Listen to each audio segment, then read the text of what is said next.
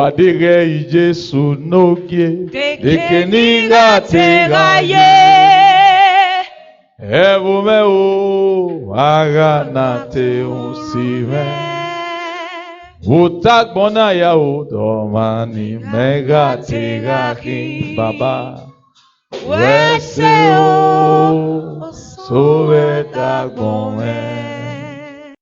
And last week Sunday we looked at the story of a man, a king in the Bible, Ahab, who because of the vineyard that was close to his palace that he needed to have for himself, he killed an innocent man whose name was Naboth. They made allegation against him, took him out of the plain of Jezreel, and they stoned him to death, and he died for something that he never committed because the king wanted to have his portion of land for himself. And we said that it is lack of contentment or discontentment that gives birth to greed. Another thing I want us to know today, which is the basis of my message today, is that lack of contentment gives birth to ingratitude. When you are not contented, there are people you can never please. People you can never please. There are people you can never, no matter what you do for them. If you like, remove your head and give it to them. You can't please them. Discontentment has become part and parcel of them. It has now become their nature. There are people that no matter what you give to them, they can't tell you thank you. That is why you see upbringing matters a lot.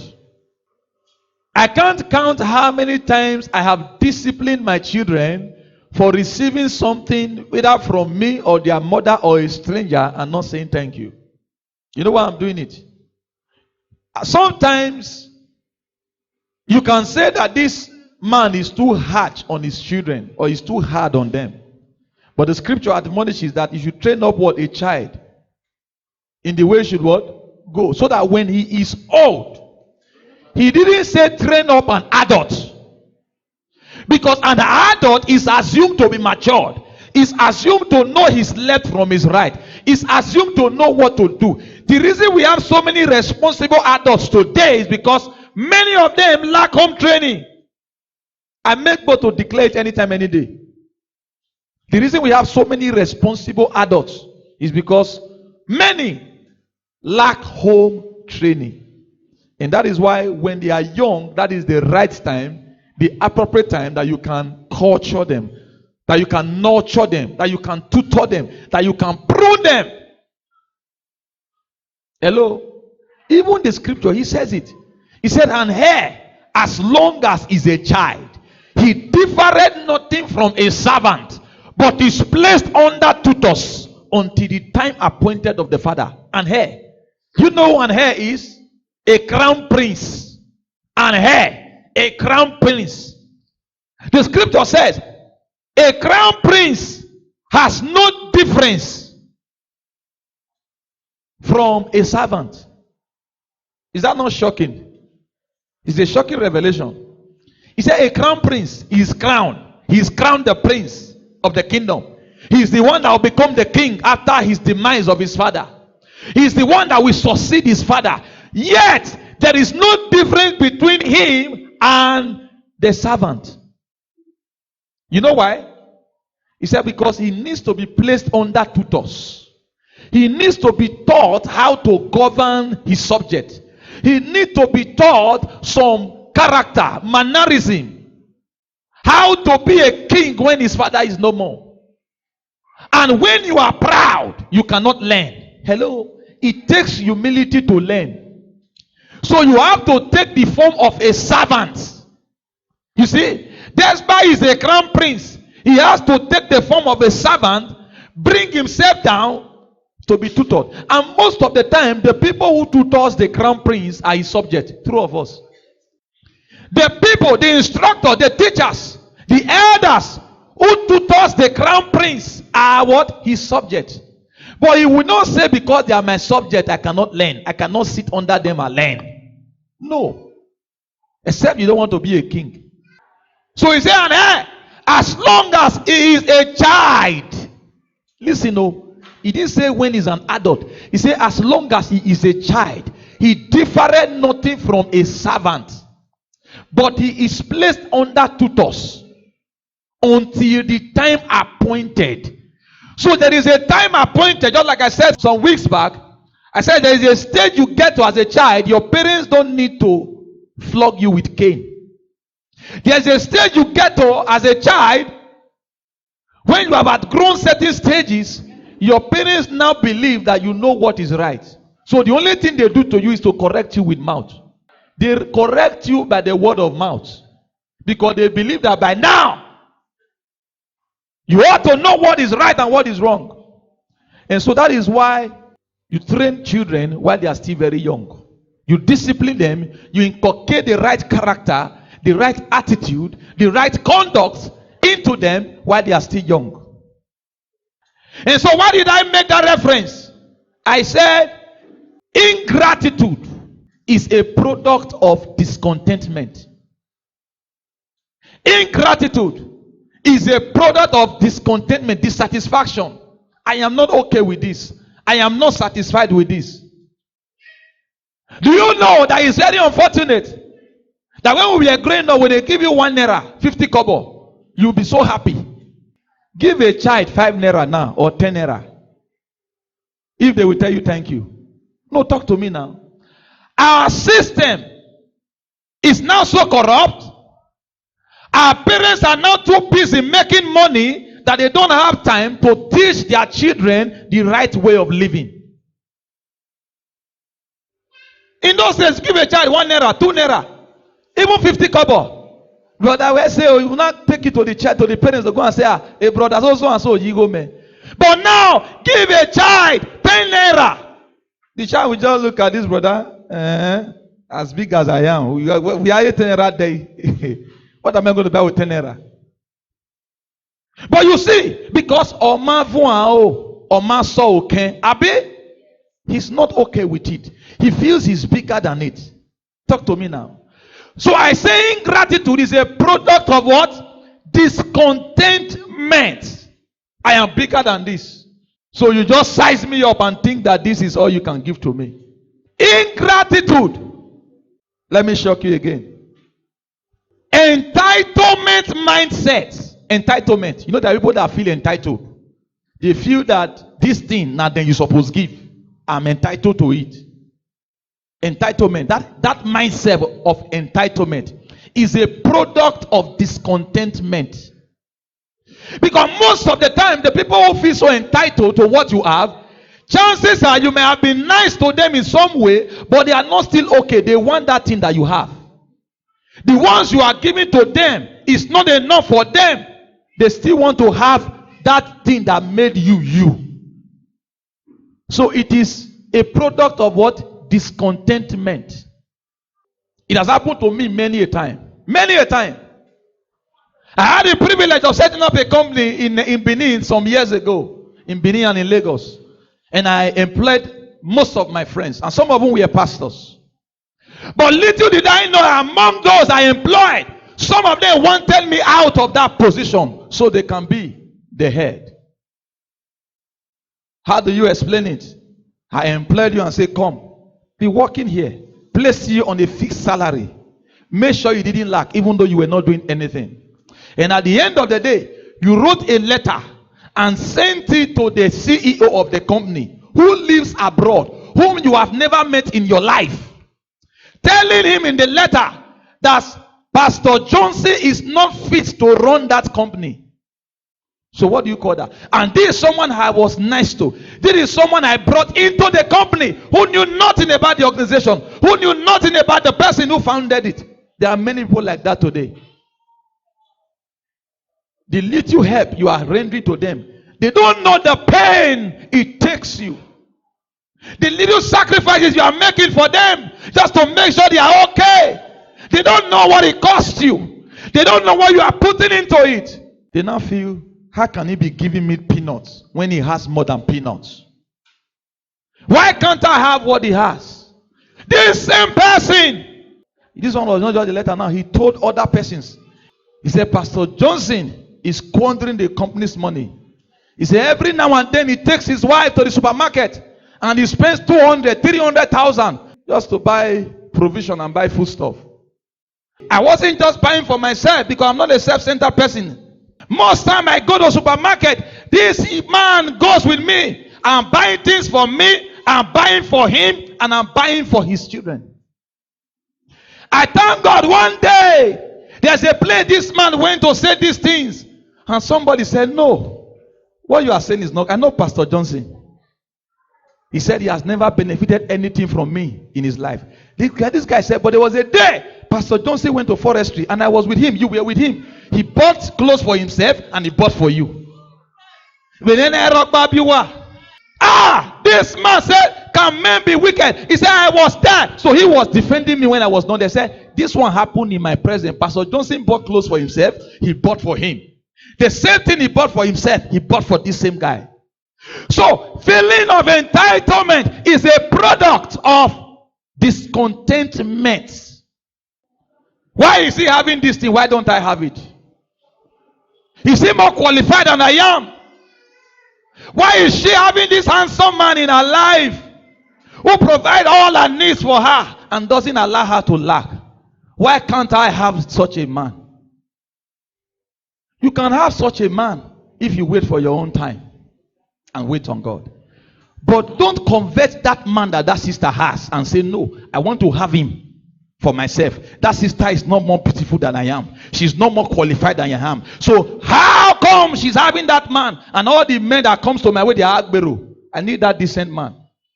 And everything you are doing now is to deprive that sister of her joy and to make sure that the only thing that gives her peace and comfort, you want to have that thing up to yourself. You don't know the price that sister has paid to be enjoying the kind of man that God has given her. I said entitlement feeling is a product of what? Discontentment. Discontentment. Entitlement. Feeling of entitlement. Discontentment.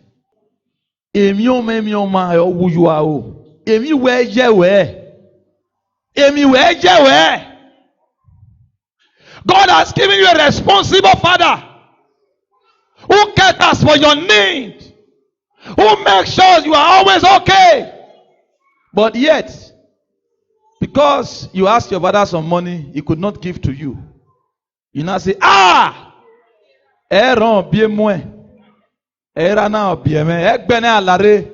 I've seen people make such comments. They will say, I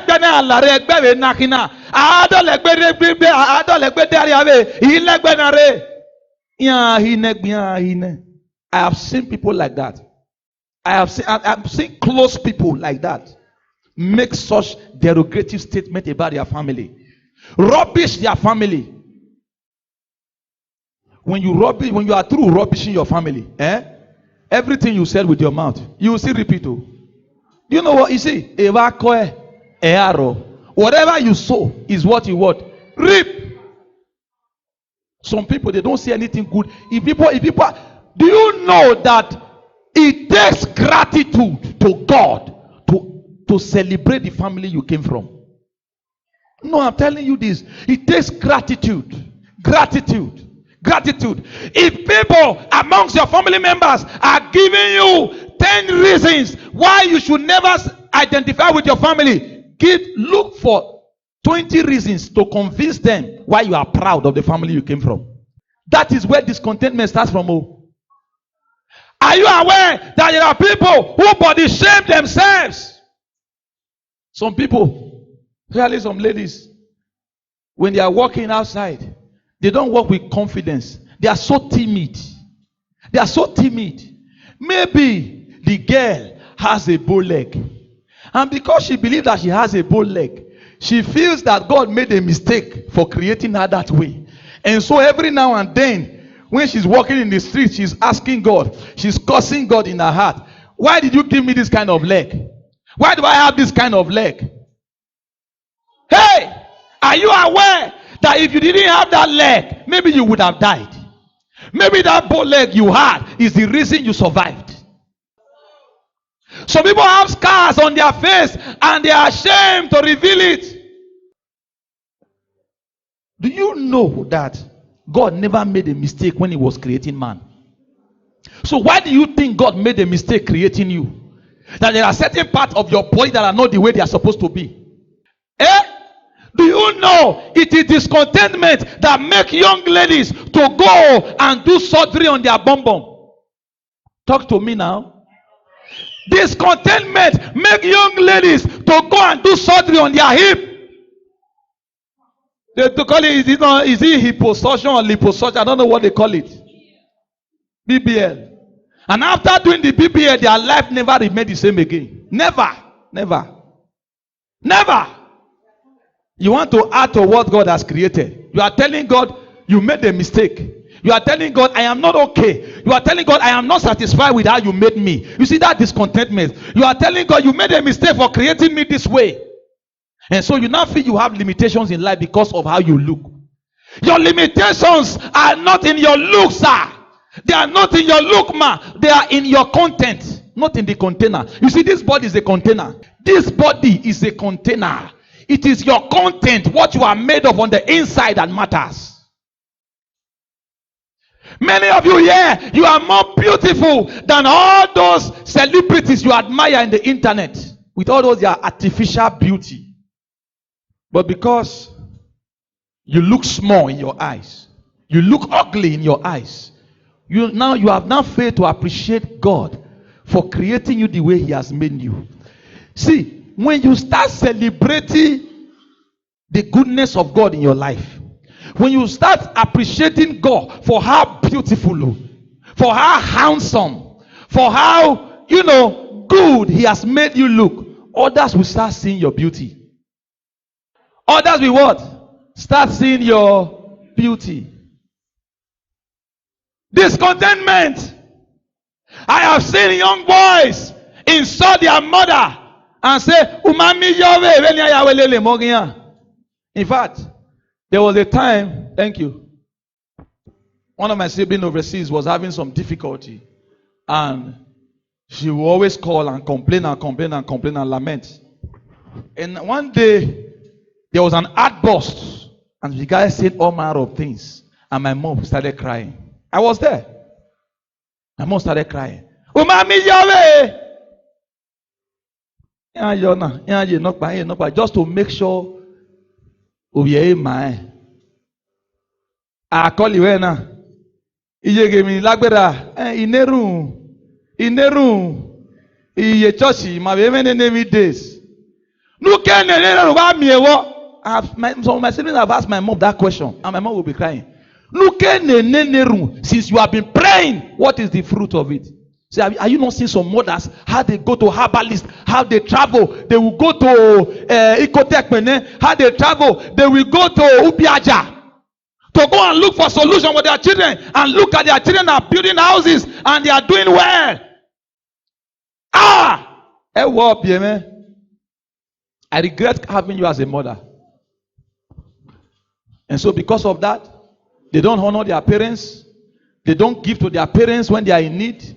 When you go to call them and say,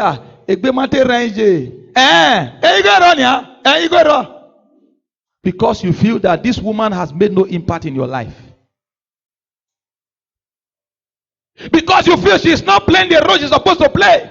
Or because you feel your father has not made enough sacrifice for you. Because you want him now to become an idol worshiper because of you.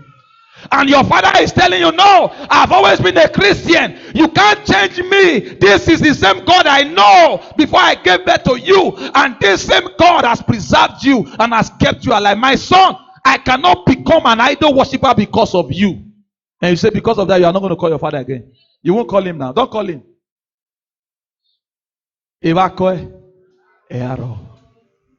It is discontentment that will make you to look down on your parents and tell them they are nobodies. Discontentment that will make you to look your father in the eyeball and say he's not your father. Discontentment. Are you aware that if your father had decided and said, look, I bought this child, and insisted, maybe you would not have been here today. True of us. Have you not seen some parents, some fathers, when they don't impregnate the woman, they go bagger. You go come, the pikin will come grow, you come mature, come of age, come marry. You can't come and say, "I'm being Papa." Have you not seen some parents like that? Did your own father, in your own case, was it like that? The fact that your parents were together, your father stood and made sure that you grew up to be the beautiful girl, the handsome young man, the hardworking young man that you are today. Do you know the effort, the sacrifice that he or she put into it? And today, because things are not okay with you, you feel that your parents are the cause. You see, I said discontentment. I said ingratitude is a product. Is a product of what? Discontentment. Discontentment. Your husband stood with you, even when though everyone fought against you and said, "No, he should not marry you. You are not good enough." I've seen some women like that the husband will stand for her, will make sure she goes to school, even though the man is an illiterate, the man not go to school. He go say, "No, this my wife must go to school." Sell everything he has and make sure he take this woman to school. And this woman graduates and becomes, first class graduate, speaks good English. And because you now feel your husband is no more at your level, you intimidate him with grammatical phrases and structures in the house. You speak some kind of grammar that are heavy for him to comprehend, just to humiliate him, just to make him feel small. Forgetting that it is the same man that sold everything, made sacrifice just for you to go to school. There's one of my spiritual daughters some years ago, 2008. She had issues. Then she was staying in Greece. This is a true life. 2008, she had issues in Greece. They had economic meltdown in Greece. So the economy crumbled. And so she was now feeding from hand to mouth. Her parents are here in Benin. And things were really difficult for her. And every now and then I'm praying with her. We are praying and praying with her and all of that. One day, God sent a helper to her. This is a true life story. So you can see how discontentment can lead to many things. God sent a young man to her. This man will come, give her money, 200 euro, 100 euro, 300 euro, was taking care of her. And one day she now called me and said, "Sir, this man is proposing marriage to me." I said, "Okay, do you like him?" She said, "Yes." "Are you sure?" She said, "Yes." He said, "Please, sir, he wants to pay my bride price. I want you to attend." I said, "Okay, no problem." So they fixed the wedding. They did the marriage in proxy. You see, all this marriage in proxy, na 50-50. You know what they call marriage in proxy? Okay. Let me explain it to you. You not come, she not come. Your brother can't represent you, or your sister can't represent them. And sometimes maybe one of them will come, the other one not go come. It is called marriage in proxy. And so they did the marriage in proxy, and I attended as her father, her spiritual father. I was there. They came. I was there. Why you with your mama do? Why you with you? And I get now pay the bride price. After paying bride price, she took in for the man. Listen, this is true life. So when she took in for the man, then Greece was still not stable. So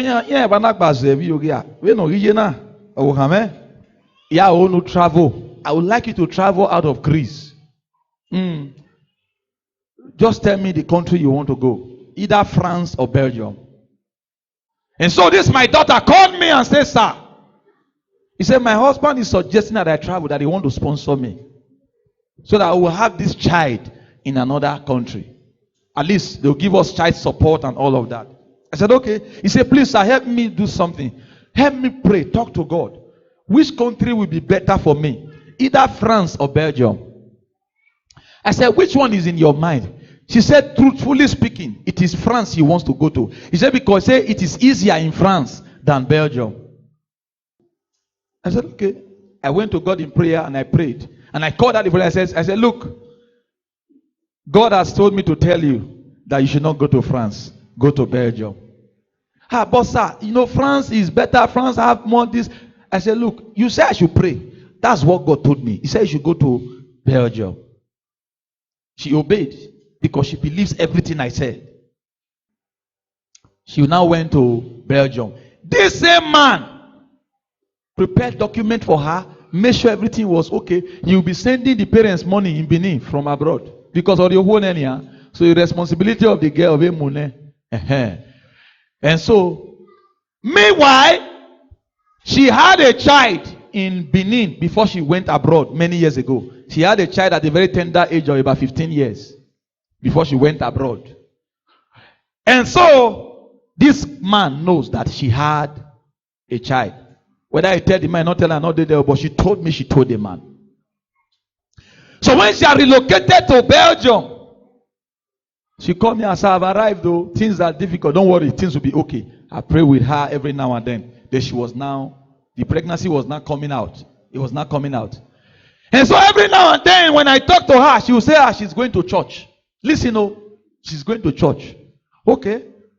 Then one day I now called her. My spirit told me to call her. That somebody was with her in the house. I said, Sandra, how are you? She said, I'm fine, sir. I said, who is there with you? She said, nobody. I laughed. Have you forgotten I'm a seer? I see. Who is there? Someone is there with you. Oh, sir, yes. Someone is there with me. Sir, I said, who is that person? She said, he's a chorister from our church. He's always, he escorted me to the house. And I said, by this time, I called her around 11 in the night. I said, Sandra, God has told me to tell you that the path you are treading on is the wrong path. He says, I know, sir, nothing's happening between us, so nothing, To cut the long story short, imagine, as she was there in Belgium, this guy will be sending money to her from Greece to Belgium. Was sending money to her for her upkeep. In 2010, called me one day and said, sir, I don't want to marry again. I said, I don't get it. What is the matter? Did he offend you? He said, no. He said, I discovered I don't have feeling for him. I said, you don't have feelings for him? A man who took care of you when you had nothing? A man who has been taking care of your responsibilities, and he paid your bride price, and you pleaded with me that I must be there, and I was there as a witness. You don't have feelings for him. So what are you telling me? He said because he was nice to her then, so he just felt, pity. So you married the man out of pity. Did you tell him you married out of pity or out of love? He said why she's telling him that because the man said he wants to come and visit her. He doesn't want to see the man. He doesn't have feeling for the man. A whole lot of things happened. I tried counseling Sandra. This thing is a wrong thing though. Not knowing that this other guy, the chorister in church, was already having an affair with her in Belgium. So now she want to, you see, and now because she felt she can't continue with that relationship, I asked her, okay, what is really the matter? Tell me. I'm your spiritual father. Talk to me. She said, the man is not educated, did not go to school, just all these Benin boys that came abroad to come and hustle. He cannot really express himself. As she is now, is a man that know more than her. This way, a man that know more than her, that she want to marry, someone that is smarter than her, someone that is intelligent. Sir, you see the way you are smart, you are intelligent, and someone of your caliber, not that kind of a person. But did you not see all these things before you open your legs for him? Did you not see all these things when this man was investing, sending you money, even after you relocated from Greece? Are you aware you are carrying his child? He said, of course I know. I will give birth to his child now. He's his child. But I can't marry him anymore. No matter what you do, I won't approve of this thing. Quarrel started. One day she not come in here and said, sir, are you even aware that man married before in Nigeria and the woman is still in his house? I said, are you sure? He said, sir, don't worry, I will give you the address. I will give you. So she now sent me the address somewhere at Ego, around Ugboni quarters in Ego there. She sent me the address, and we now went to look for the address. I went there a whole day. We drove, asked for the address. And I said, but no, I didn't see any woman there with a child. I saw his family member. So she was looking for a reason to see. Many a time, you see ingratitude, it comes like that too. It comes like that. The devil will be giving you reasons why you should not be grateful to the man that has helped you. So you have to be very, very careful. The devil will start showing you the weaknesses of the man that God has sent to be your helper. Your father has been your helper from day one, sent you to school. Anytime you are sick, make sure money is available to make sure you are okay. But now you have now come of age, you think you now have senses. Now you are now seeing the weaknesses of your father, and you are now using the weakness of your father to dictate your relationship with your father. You are now using the weakness of your mother to justify the reasons why you are not taking care of your mother. You are using the weaknesses of your partner to convince yourself why you are tired of the marriage. He is the same man you have endured from day one. You knew his weakness before you married him. You knew his weaknesses. It's not be now you know. My wife was asking me some days ago. He said, there's one actor that the marriage crashed some time ago. It's all over the internet. And he was like saying, honey, okay, in this case now, what will you say? I said, look, the woman know the caliber of man she was marrying before she married him. She knew she was marrying this man. This man is an actor. And as an actor, she knew that there are certain temptations that comes with the profession. And so she can't just wake up now and say, no, I will not marry him again. I said, but the man too made a mistake. We are all prone to mistakes. I said, the only accusation I have on the man, the only thing I hold against the man, is that he lost his child. And said, that's the only thing I have against him. Nothing more. The woman knew the kind of man he was marrying before he married her. So don't use the weaknesses of your partner against him or against her just because you are looking for an escape route out of the union. That was what happened in this sister's case. He said she has asked her parents to go and return his bride price. This man spent all. You are the one who told me that he saved money just to make sure you go to Belgium. He saved money. I said, no. It's my life. It's my decision. I said, are you sure it's not that brother? Are you sure? It's not. Okay. And what if it's the one? What if it's the one? At least it's better than him. I want to wear so damn me. He's better than the one who invested in your journey and transported you. You didn't even have money to feed in Greece. You were stranded. This man sent you money, took care of you in Greece, and made sure. Because of that, she blocked my line. She stopped calling me. So, one day, his elder sister called me, and I said, look, I'm not happy with your younger sister. I said, this thing that she has done, she will see it in the front. I said, now, I'm no more a spiritual father. She don't disfather me now because I told her the truth. I said, but God bear me witness. And not too long after she don't born, you don't born the man picking, no. You don't born the man picking, give another man. Not too long, they now did their wedding over there. I saw the pictures on Facebook. This same guy who was sleeping with a woman that they paid bride price on her head was ordained a pastor in his church. A very popular church, I can't mention the name. If Apostle so and so did not say that it was wrong, who are you? In other words, I will wear. If a man who is popular in the ministry, whom God has blessed, who his name is popular everywhere, if he is the one who wedded them, he joined them. If he did not see that it is wrong, if God did not reveal to him that what he was doing was wrong, then what are you going to say? I said, no problem. I rest my case. That's how I married that guy.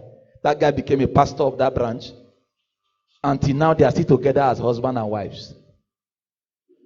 But the one who invested in her life, who paid her bride price, whom she carried a child, till today, she didn't marry that man.